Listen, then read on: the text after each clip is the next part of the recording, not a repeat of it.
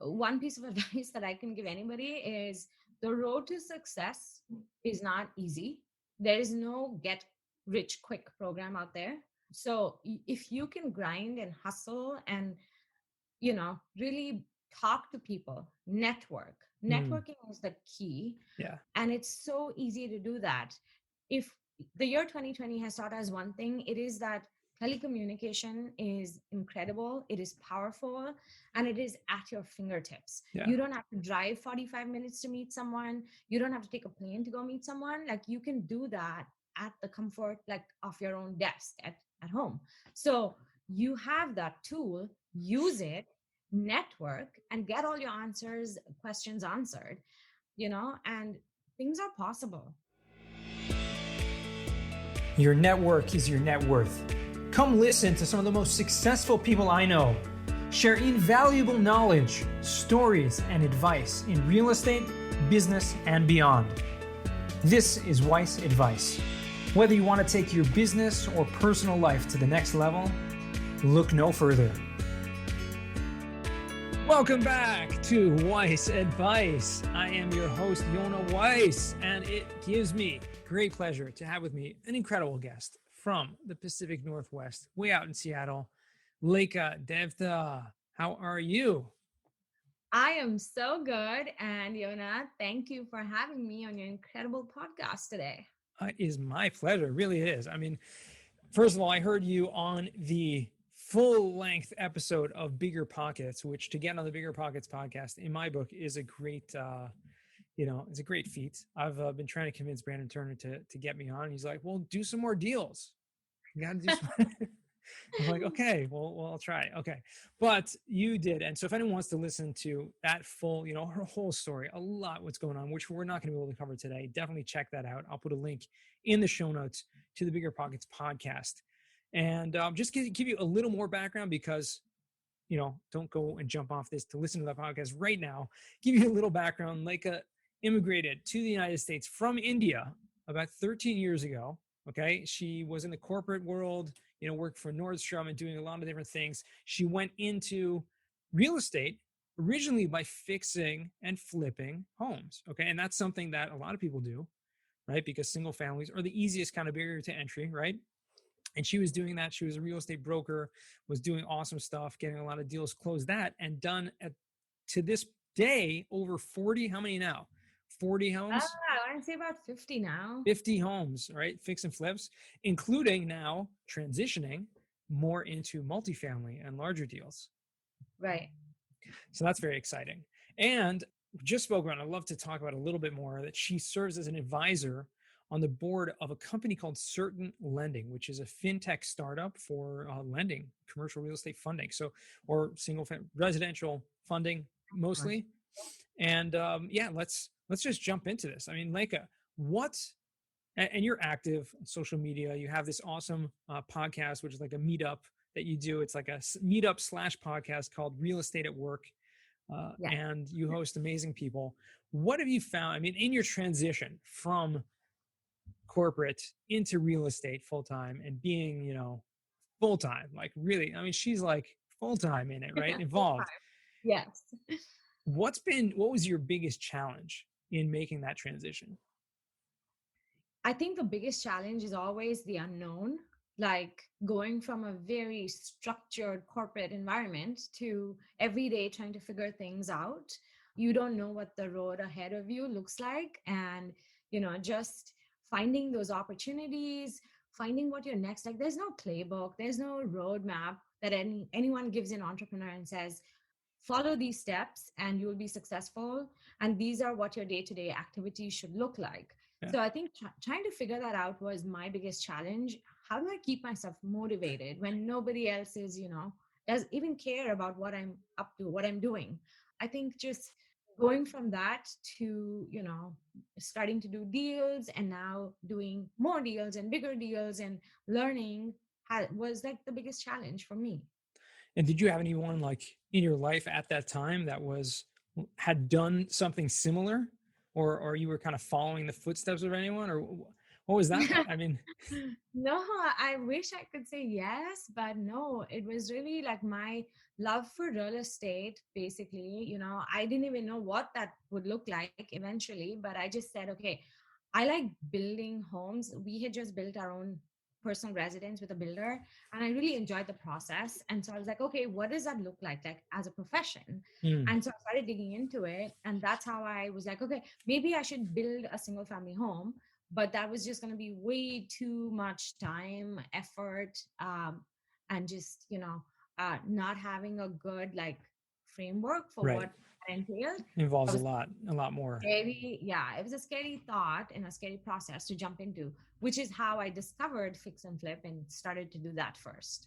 Wow, amazing. So that's incredible. So you started off by building your own home and then transitioning into fixing and flipping, Right. random homes by buying them. And simultaneously you were, a real estate broker. So were you brokering and finding deals that way through your brokerage for yourself?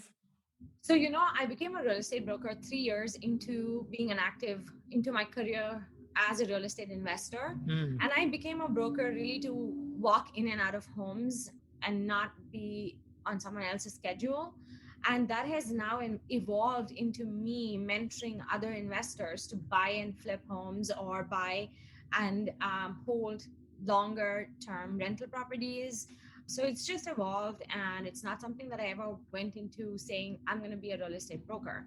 Just happened. And it's been great though. I love negotiating, so it gives me the opportunity to do that. amazing. And you're still active in brokering as well? Oh yeah. I'm active broker. I closed about $10 million in just retail sales this year. Wow. Yeah. Incredible. Wow. That's amazing. So let me ask you about this certain lending, because you did mention it before the show a little bit, but I think it's incredible just how that happened. Maybe you can describe how you got involved with this startup, this fintech lending startup, and what was that like? Yeah, so basically what happened was a few years ago, I was just, I had some really big projects that I had undertaken, and my lending partners were not cutting it for me. Either they were really expensive for a short loan term, Mm, or they were inexpensive but also very difficult to work with, just in terms of all the rules and the regulations they had going into funding one of my projects. And so I was looking for a lending company that would just make it easy for me as an investor. I was an active investor. I had a great track right. record. So why could I not find a lending partner that was, willing to just be flexible and be in my corner? And that's when the founders of Certain Lending, Shreyas and Charles, two incredibly intelligent people, reached out to me and said, "Hey, we have an idea for a fintech company that basically solves this lending piece for investors." And Hmm. obviously, I got super excited. And so we started to work together. I was their first adopter, their first investor. And I started advising them on what an investor is looking for, so that investor perspective. And slowly, I started to help evolve this company, Right. you know, just play a big role in it and what they've become today. And then I became an advisor on their board, and they're now funding large commercial real estate Oh, deals. And it's really incredible to see that growth. yeah, it's awesome to be a part of that as well, right? Yeah. Yep. I mean, Exactly. it's not often, and that usually gives the most for me, like the most satisfaction when Satisfaction. when you like see a project that starts off in the early stages, and as it grows, it takes on more more life to it, and it's really Right. like your baby in a way where it's kind of growing up and you see it fly. So that's amazing. And so they've taken off with your help, obviously. And Yeah. that's so what about the the commercial side of things? And I know you're still a broker, you're still active in that, but you've kind of transitioned and did your first like larger multifamily project this year. What was that like? So it was still, I would say, like it was a 4 unit multifamily. Right. So, it was still small comparatively, but Sure. it's been awesome to see that I could actually, buy a deal, add value, raise equity, take all my money back out, and Hmm. then rent that and make cash flow in a very hot market like the Seattle market, where we're appreciating at 6 to 8% a year. Wow. So to find your appreciation, to find a 1% rule for a rental, more than 1% rule, that was a big feat for me. I think that was a huge win. And I'm going to continue to do that. And, you know, Finding deals that size and those type of opportunities. And you think there's a maybe lot more out there? bigger, like 18 units, 50 units. So yeah, a part of, what I'm doing for next year is I'm trying to put a fund together that'll go out and tackle these bigger projects. Gotcha. So Okay. exciting stuff to come. Yeah, a lot of exciting stuff to come. And you're doing this, simultaneously with Yes. brokering and with having a family and all these things. I think it's just incredible. Are there other women that you kind of network with that are in a similar position in Seattle? Yes, we are fortunate to have a very close-knit real estate community in Seattle. There's a couple different women's groups. There's the REN, and then there's InvestHer, Mm, that both have pretty large chapters in Seattle. And we're constantly networking. I'm all about empowering women to go find their own, like, to go blaze their trails. And so I'm always like encouraging, putting people in touch with other people and just giving them some kind of wind to go crush this. And if I can do it, anybody else can. And first generation immigrant, like, you should have no excuses. This is possible. So I'm always about giving them that boost. yeah, that's incredible because it's daunting. Like you said at the beginning, like when you're in a corporate job and you think about taking that leap into the unknown, Mm-hmm. and on top of that having a family to provide for, and on top of that having a Yeah, whole a lot of other things going on, to take that leap is not easy. And so you kind of need that right. support group. And you didn't, sounds like you didn't really even have that when you were starting out. Yeah. So to kind of have that now is probably very rewarding. Yeah, and I think the thing is, like, back when I started 7 years ago, there was no social media or massive Mm, networking groups online. Everything was done in person. yeah. We had one group, and that was it. We created our own mastermind group, me and like 5, 10 other people. But it was like not like this. Like I couldn't, like I'd have to pick up the phone and ask for referrals, or call like 15 plumbers to get one Yeah. good one. So it was different. The landscape was different. And I think that also taught me, or gave me, a really good foundation for everything else that I had coming down the line. So, I'm glad to have started when I did. Well, if you could give one advice, like for someone who is in your shoes or is in your shoes now, like someone who's listening to this maybe and they're in a corporate job, and maybe they're a woman also. And there's like, well, how can I get out of my comfort zone, take that leap, and see what the opportunities are there in real estate? Yeah. One piece of advice that I can give anybody is the road to success is not easy. There is no get rich quick program out there. So if you can grind and hustle and really talk to people, Mm, networking is the key. yeah. And it's so easy to do that. If the year 2020 has taught us one thing, it is that telecommunication is incredible, it is powerful, and it is at your fingertips. Yeah. You don't have to drive 45 minutes to meet someone, you don't have to take a plane to go meet someone. Like, you can do that at the comfort, like, of your own desk at home. So you have that tool, use it, network, and get all your questions answered, and things are possible. Sure. There's Absolutely. No, that's always going to awesome. be amazing deals. There's always going to be incredible people who help you. So don't get intimidated. It's easy. That's awesome. And are you focused like in Seattle exclusively in terms of your own investments? Yes, I am. I did buy one triplex in Florida and it's performing horribly. So I'm like, that just should teach me a lesson to just stay in my backyard. But I am open to doing larger deals, like in Austin or North Carolina, like some hot market. But for now, yes, most of my 90% of my projects are around Seattle. Yeah. Okay. Okay. No, because I know there's people all over, and you talk about the ease at the fingertips of the networking that's happening, Mhm. and I appreciate you joining me on our weekly Wednesday night meetups. That's a lot of fun. which And is amazing. And I have met some incredible people through your event, Yona. So thank you for that. And also, you are one of the most talked about guests that I've ever had on my virtual event.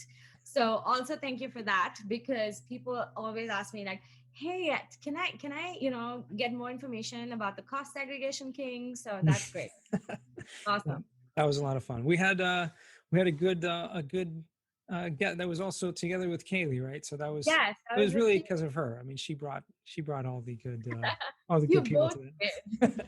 It was royal, let's Yeah, just it say. was it was royal. The king and the queen, the The king and apartment the queen with queen. the Cossack king. So a match made in But heaven. for sure. Oh, that's awesome. Because no, the reason why I asked about like the networking and the virtual stuff, like it is at our fingertips. And I love that. And you were meeting people and partners, people. I've seen it happen on those meetups, but there's opportunities like all over the country. Like you would have never thought, like invest like a few years ago, ever think about investing in Austin or in North Carolina, like you just mentioned now? So Never. difficult. Right. Never. Right. Never. Yeah. But now you could potentially Now, find a I mean, partner. yeah, exactly. You have good friends that you make through these events, and they have your back, and they can introduce you to their local networks. And man, the world is your oyster. Incredible. It really is incredible. I love Wow. that. I think you're right. That's probably the best, and especially going forward in 2021, the number one piece of advice I'm going to just keep giving people is just keep putting more time and energy into networking and finding those right people, because you never know what kind of opportunities come your way through that. Exactly. 100% agree. Well, awesome. Well, I want to jump right into the final four, because this is an opportunity to kind of open up these questions to see where this takes us. Because I love to get a different perspective from all of my guests. And so the first question I love to ask, and you can go any direction you want with these, but what's the Mhm. worst job that you ever had? Hmm. Okay. So when I moved here from India, I wanted to work in fashion because that was my background back in India. And I was a pretty large, I had a senior position as a fashion merchandiser for a very large fashion house in India. So moving from that position to a new country, I was fortunate enough to be in Seattle, where, it is the headquarters of Nordstrom. Hmm. And so I was like, great, like I can get an awesome job at Nordstrom corporate. But it wasn't the case, because what Nordstrom back then, 15 years ago, was doing was, and they still do this, they still do this, but they want every one of their corporate employees to start from the floor Hmm. selling stuff, to understand the customer, to understand the work ethic. And Nordstrom, as you know, is just based on their customer service, and they, shed a lot of emphasis and importance on that. And so I started selling shoes at the Nordstrom flagship store. And boy, and soon I became like the department manager. Like I headed one of the largest shoe departments in the country. But it was one of the most challenging jobs that I had. And what was also funny is I was like mad that I had to do this Yeah. to get to the final, role that I wanted. But also, the one of the founders' sons, Eric Nordstrom's son, was my stock boy. And I had to basically make him work under me, knowing that I would one day work for him. And so, it was just a really funny time. And here I was overqualified to have this position, Mhm. but it was something that, it was just another obstacle I had to overcome to get to the ultimate role. Wow. But I did it. And it was not my best, but Wow. I did it. Yeah, that sounds like it would be a challenge with all those, with all those factors, with that, the boss's son Yeah. as your stock Oh, boy. That's not a lot of funny. fun. Okay, second question for you. Tell me about a book that you've read that's given you a paradigm shift. So not just any book, but something that's helped kind of change your mind. When I first moved from corporate to real estate, I read a book called Mindset by Carol Dweck. And that is such a powerful book to read anytime you're at a crossroads or about to start something new, because she like very easily identifies, your mindset shift Mm, from being a follower to a leader. And I think that was powerful for me, just learning from that experience and how I needed to shift my own mindset to be able to go do bigger, better things. mm. So mindset for anyone Wow. that's just starting out. Absolutely. Yeah. And it's really all about the mindset, but to have kind of a framework and a Right. roadmap to make those decisions and kind of understand where those mindset shifts are coming from. I think it's important. Oh, very good. We're going to check that out. Third question for you. What is a skill or talent that you would like to learn? Ooh, a skill or talent. This has nothing to do with real estate or anything professional, but I would love to be a killer saxophone player one day. Really? Yeah, I started to learn to play the sax about 8 years ago, and it's sat in my closet since. But I'd love to pick it up and really like kill it at some point Wow. when I have Amazing. time. Have you done experience with any other music? Yes, so I used to play the trumpet and the bugle and the flute Oh, okay. in school and college. But yeah, the sax would be amazing. Very cool. Yeah, it's a beautiful instrument, It And if you is. have that experience with the reeds and those kind of instruments, Right. it definitely helps you. Right. Very cool. Okay. And our fourth and final question is, what does success mean to you? Ooh, uh, it is just having the satisfaction knowing, who you are and what it is that you achieved, and having your kids talk about you and your work ethic. It has nothing to do with the amount of money you can make or, the places you can travel to. It's really like just proving to yourself what you are capable of. Amazing. Wow, that's beautiful. And I mean, what is it, if you could sum it up in one sentence, like where are you in getting there? I think I've done pretty well so far. And I'm always about going out and having a huge learning curve and learning more and challenging myself further. So I'm never going to be uh satisfied, which is not a good thing, but at the same time, learning a new skill gives me just great joy. Right. And Yeah. I'm going to die learning a new skill. Oh, I joke no, that's about amazing. that.